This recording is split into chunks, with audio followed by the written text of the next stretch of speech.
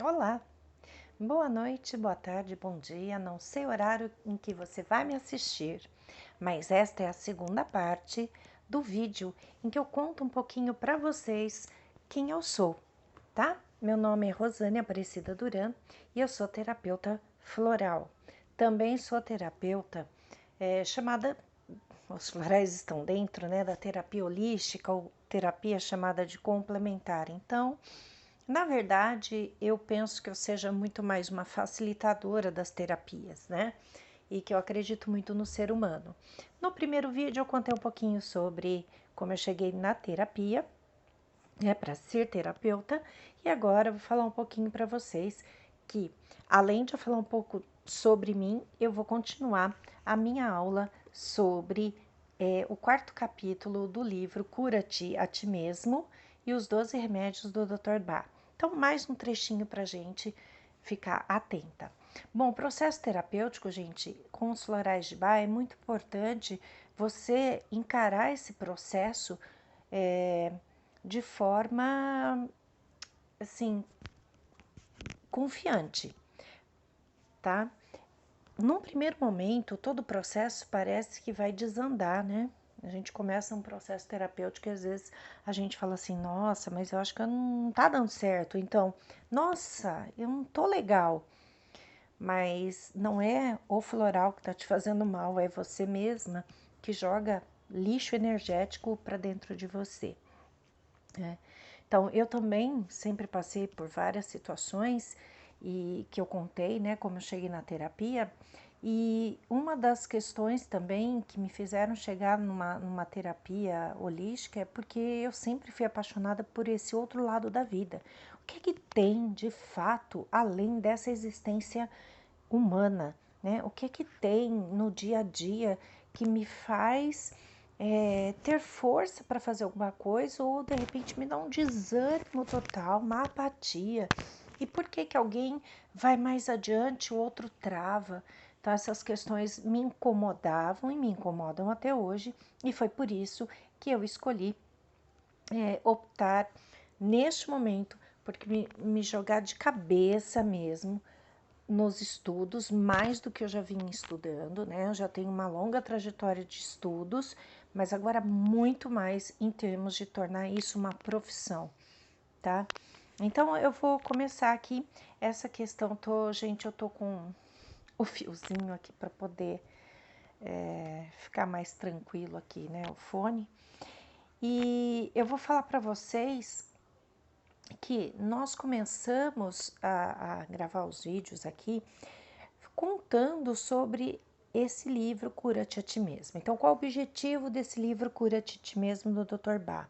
O objetivo é trazer para todas as pessoas um conhecimento sobre como se faz um processo de terapia, tá? Não é um livro para, nossa, é difícil de ler, vou comprar, ai, nossa, é para terapeuta. Não, Dr. Bailey escreveu esse livro com o intuito de disseminar, de amplificar o conhecimento de como uma pessoa pode curar a si mesma. Então, você tem capacidade de, ao entender através dos sintomas, o que está acontecendo com você, chegar lá na causa única desses problemas. O efeito, né, das suas causas são sintomas. Então você começa a sentir sintomas, às vezes está inseguro, está apático, depressivo, está nervoso, começa a ficar irritado com as pessoas, ou sofre uma mudança de moradia, de emprego, e aí você começa a ficar incomodado e muitas vezes você não sabe o que está ocorrendo, ou não quer olhar para aquilo, né? Ou quer se isolar, ou começa a falar demais, se expor demais. Então, neste livro, ele traz o processo que é em que ocorre esse conflito. Por que ocorre o conflito? Nos primeiros capítulos ele vai falar sobre o conflito que há entre o propósito de vida, né, que você vem para o planeta para cumprir, né? Para esse universo que nós estamos aqui, na realidade, carne e osso. A gente vem com um propósito da nossa alma, que ela é ligada ao eu superior, ao eu divino, ou então ao Deus, né? Que você está acostumado a falar sobre.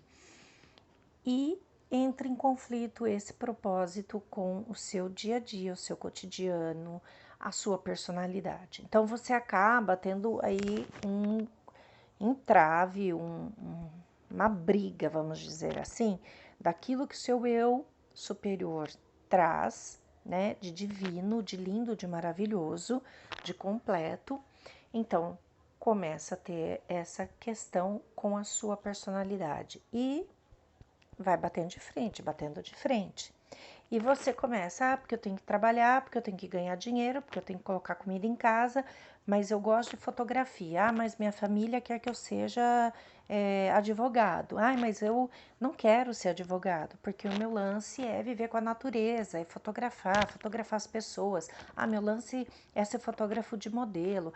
Meu lance é trabalhar com a computação. Eu quero ser tecnólogo da computação, eu não quero ser advogado.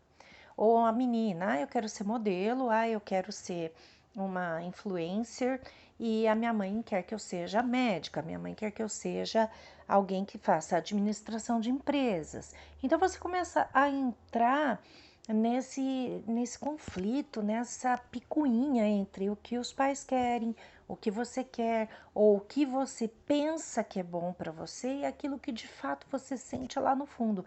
De repente você fala assim, é bom para mim eu arrumar um emprego pela CLT no shopping e trabalhar com comissão. Mas eu tenho vontade de fazer a faculdade de arquitetura. Nossa, eu amo trabalhar com arquitetura. Eu gosto de fazer maquete para a escola. Nossa, que vontade de trabalhar com isso. Então você começa a ter o quê? O desencontro entre a sua alma e a sua personalidade daquele seu dia a dia, aquele seu cotidiano, as coisas que você tem para pagar, as coisas que você tem que fazer com a sua família. Se você é casada, você tem que, né, lavar, passar, cozinhar, ou, não vou fazer isso, vou contratar alguém. Mas enfim, contratando ou não, você vai ter aquele dia corrido, aquela situação. E agora na pandemia, nem vou colocar, né, o tanto de sufoco que a gente está passando.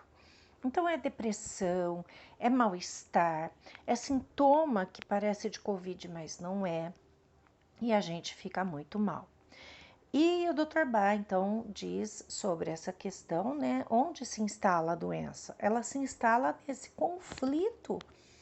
Quando você entra em conflito sobre o que a sua alma realmente, ligada ao eu divino, traz de propósito de vida, a missão que você tem que cumprir aqui no universo, aqui na Terra, neste planeta, para a sua evolução. E na medida em que você destoa, distancia, se desequilibra com este ideal, você acaba deixando aquela sua personalidade, aquele seu ego, aquelas coisas que não são muito bacanas, tomar em conta de você. Então, os sentimentos, né, de mau humor, orgulho, crueldade, o ódio, a ganância, a intolerância, a indecisão. Então, tem alguns itens aí que eles passam a serem, né, o ponto-chave, que são os nossos defeitos, eles passam a ser o ponto-chave para desencadear a doença. Aí a dor de cabeça, aí é um mal-estar no estômago, aí você vai lá, toma um remédio, às vezes até sem receita médica, que é um perigo, mas você vai e, né? O que acontece? Acontece aquilo que a gente está acostumada. Volta o ciclo novamente. Então vamos lá.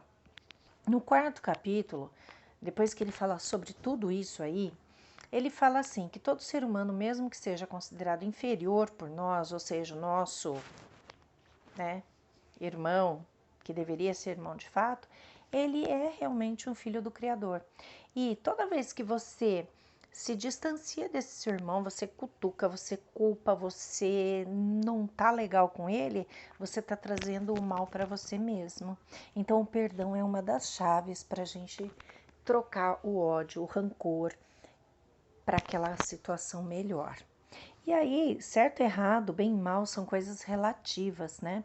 Então, no quarto capítulo, ele diz que o que é certo para um aborígene não é certo para uma outra civilização.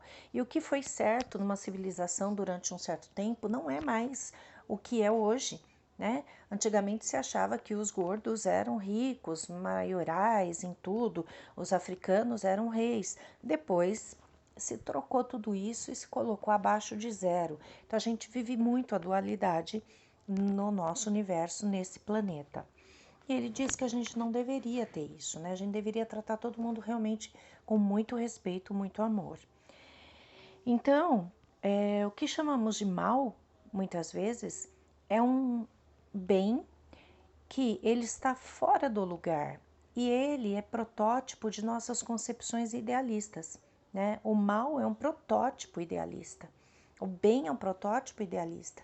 Então a gente tem um ideal. Se aquilo que a gente tem como ideal podia ser um bem, no momento em que a gente coloca e ele está fora do lugar, ele se torna um mal. E aí, segundo o Dr. Bach, ele diz que nós somos deuses para os animais, mas estamos abaixo da grande fraternidade branca, de santos e mártires que nos servem de exemplos. Há que se ter compaixão e simpatia para com os inferiores. Nós somos também inferiores e temos uma jornada bem longa até alcançarmos a luz brilhante em todas as épocas de nossas vidas. De acordo com ele, ainda, Dr. Bach, caso o orgulho nos assalte, tentemos compreender que nossas personalidades não significam coisa alguma em si mesmas.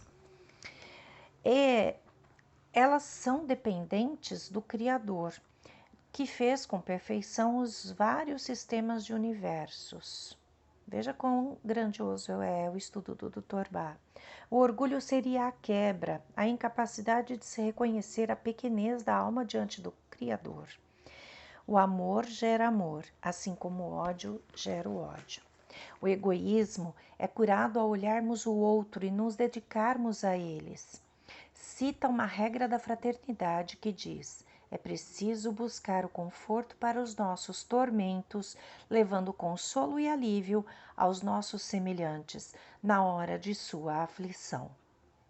Ok? Então, esse é o ensinamento que ele traz aí no quarto capítulo, que é lógico, eu falei apenas um trechinho, tá? E aí, aos poucos, eu vou trazendo mais um pouco sobre o resumo desse livro e fazendo a conexão com a minha própria vida e com a vida de vocês. Eu espero que vocês tenham gostado. Eu aguardo imensamente os likes e os comentários sobre o que vocês querem ver comigo sobre as terapias integrativas, iniciando pelos florais, que são a minha paixão, tá bom? Então eu aguardo vocês, espero vocês com comentários e perguntas, tá? Façam perguntas, porque daí eu posso direcionar mais ainda essa questão de falar, desculpe aqui, sobre como você pode vencer uma depressão, como você pode vencer o câncer, como você pode vencer a obesidade, como você pode vencer a ansiedade e outros tópicos mais. Mas lembre, sempre é necessário ter um processo terapêutico. E florais de Bach não é só ir na farmácia e comprar lá o vidrinho, não. Não é assim. Eu vou falar mais sobre isso também em outros momentos. Então, tenha um terapeuta floral com você, acompanhando você e realmente indicando os florais adequados para o seu processo terapêutico. Um beijo grande.